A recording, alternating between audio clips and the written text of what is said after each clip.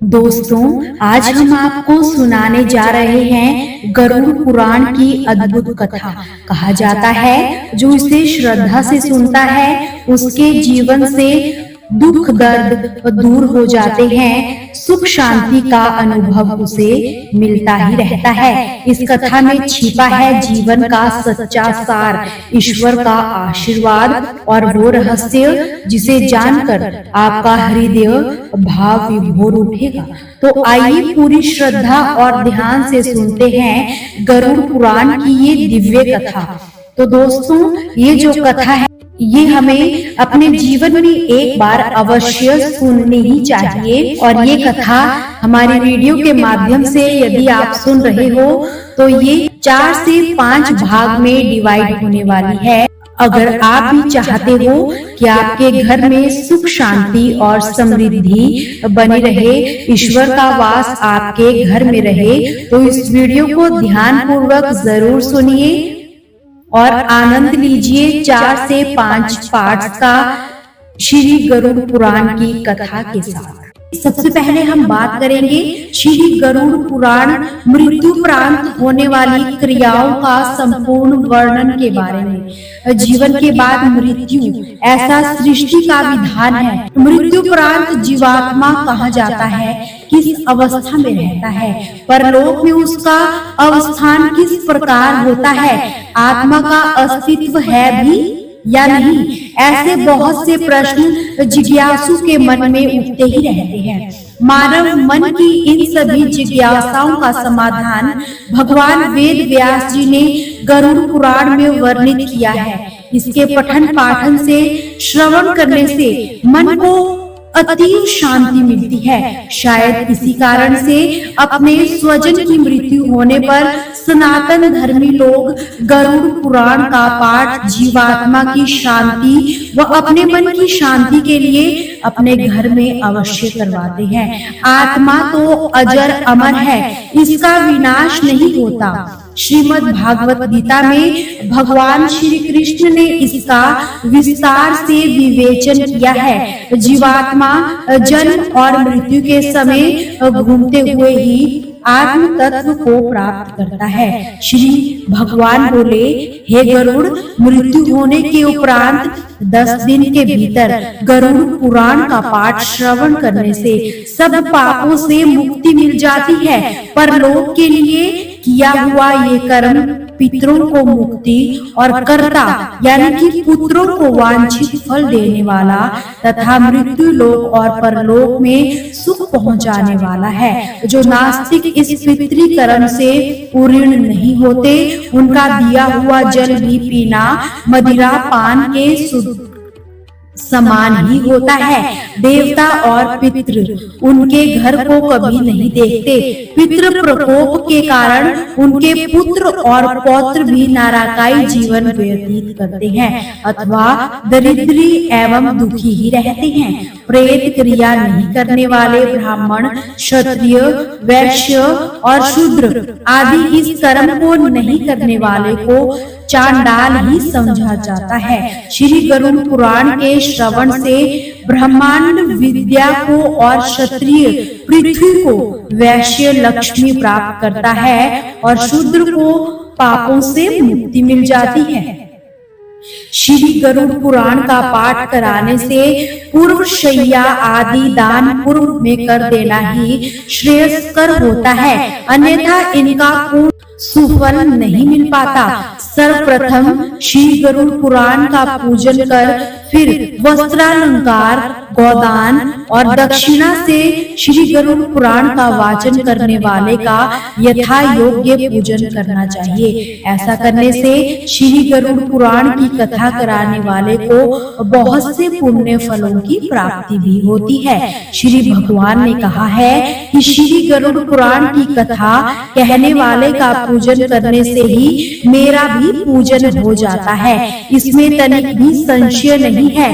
श्री गरुड़ पुराण का वाचन करने वाले के प्रसन्न होने पर मैं भी प्रसन्न एवं संतुष्ट हो जाता हूँ। कहा जाता है, शांताकारं भुजंग शयनम पदम नाभम सुरेशम विश्वाधारम गगन सुदिशम मेघवर्णम सुभागम लक्ष्मीकांत कमल नयन योगिर्धीर्य ध्यान गयम वंदे विष्णु भव भयहरम सर्वलोके कथानम। अर्थात जिनकी आकृति अतिशय शांत है, जो शेषनाग की शैया पर शयन किए हुए हैं, जिनकी नाभि में कमल है, जो देवताओं के भी ईश्वर और संपूर्ण जगत के आधार है, जो आकाश के सुदृढ़ सर्वत्र व्यापक है, नील मेघ के समान जिनका वर्ण है, अतिशय सुंदर जिनके संपूर्ण अंग है, जो योगियों द्वारा ध्यान करके प्राप्त किए जाते हैं, जो संपूर्ण लोकों के स्वामी है, जो जन्म मरण रूप भय का नाश करने वाले हैं, ऐसे लक्ष्मीपति कमल नेत्र भगवान श्री विष्णु को मैं प्रणाम करता हूँ। सदा आनंद स्वरूप पूर्ण ब्रह्मा सर्वव्यापी जन्म मरण से रहित दयालु निस्सीम है ईश्वर। आपकी महिमा अपरंपार है, आपके नाम अनेक है। देव ऋषि मुनि भी आपकी माया को नहीं जान पाए, तो फिर मैं सामान्य जीव आपकी माया को कैसे समझ सकता हूँ? आपके असंख्य नामों का मैं कैसे गुणगान करूँ? हे प्रभु, आपकी कृपा दृष्टि से लंगड़ा चलने में, गूंगा बोलने में सक्षम हो ही जाता है। हे दयानिधे, आप मेरी बुद्धि ऐसी कर दीजिए जिससे आपके चरणों में मेरी प्रीति दृढ़ हो। अब होता है अथ श्री गरुड़ पुराण का प्रारंभ। ये है प्रथम अध्याय, पापियों का ऐहिका मुक्षित दुख निरूपण वर्णन। श्री विष्णु भगवान रूपी वृक्ष ही सर्वश्रेष्ठ है। इस वृक्ष का धर्म ही मूल है, वेद शाखाएं हैं, यज्ञ फूल है और मोक्ष फल है। ऐसे श्री भगवान को नमस्कार है। एक समय पवित्र नगर नैमिषारण्य में शौनक आदि ऋषियों ने स्वर्ग प्राप्ति की इच्छा से 1000 वर्षों में संपन्न होने वाले यज्ञ का अनुष्ठान किया। उन ऋषियों ने प्रातः काल नित्य क्रिया, अग्निहोत्र आदि कर्मों से निवृत्त होकर सुख पूर्वक बैठे हुए श्री सूत जी का सत्कार करके आदर पूर्वक उनसे ये प्रश्न पूछा। ऋषियों ने कहा, हे सूत जी, सुख को देने वाले वेद के सिद्धांत को आपने भली भांति सुनाया। इस समय हम लोग भय को देने वाले यम मार्ग का वर्णन सुनना चाहते हैं। संसार के दुख और कष्टों का नाश का उपाय और इस लोक तथा परलोक के दुखों का वर्णन करने में आप ही समर्थ हैं। सूत जी बोले, ऋषियों, पापियों को दुखदाई और पुण्य आत्माओं को सुखदाई अत्यंत दुर्गम यम मार्ग का वर्णन आप लोगों के हित के लिए मैं कहता हूँ, तो सुनिए। जिसे गरुड़ जी के पूछने पर स्वर्ग में सुख पूर्वक बैठे हुए विष्णु भगवान ने उनसे कहा था। गरुड़ जी ने पूछा, हे भगवान, आपने भक्ति के अनेक मार्गों को तथा भक्तों की उत्तम गतियों को मुझे सुनाया है। अब इस समय मैं आपकी शक्ति से विमुख प्राणियों का गमन, दुर्गम यम मार्ग की कठिनाइयों का श्रवण करना चाहता हूँ। हे भगवान, आपका नाम लेना सरल है और जहाँ अपने वश में है फिर भी आपकी भक्ति से विमुख हो जो नराधम नरक में जाते हैं, उनको धिक्कार है। हे नाथ, पापियों की जो दुर्गति होती है और जिस प्रकार वे नरकगामी होते हैं तथा उस दुख को सहते हैं, उसे सविस्तार मुझे कहिए। तो श्री भगवान बोले, हे गरुड़, मैं अति भयंकर यम मार्ग का तुमसे वर्णन करता हूँ, जिसमें से ये होकर पापी लोग यमलोक को गमन करते हैं।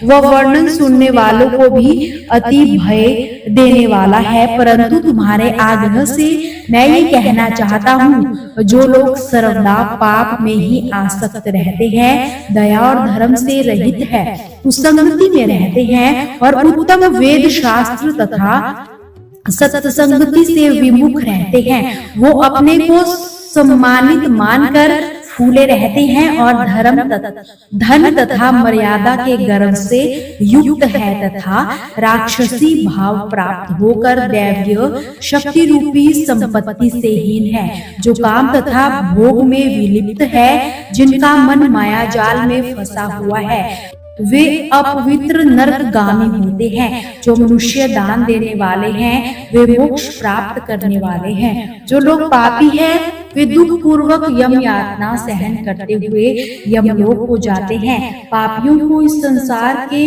दुख जैसे मिलते हैं। उन दुखों को भोगने के पश्चात जैसी मृत्यु होती है, तब वे जैसे कष्टों को पाते हैं, अब उसका वर्णन तुमसे मैं करना चाहता हूँ। दोस्तों, अगर आप भी सुनना चाहते हो कि श्री हरि विष्णु ने गरुड़ जी को किस प्रकार इन सभी का वर्णन दिया, तो वीडियो के नेक्स्ट पार्ट का वेट जरूर कीजिए। मिलते हैं आपसे ऐसी ही प्रेरणादायक वीडियो में।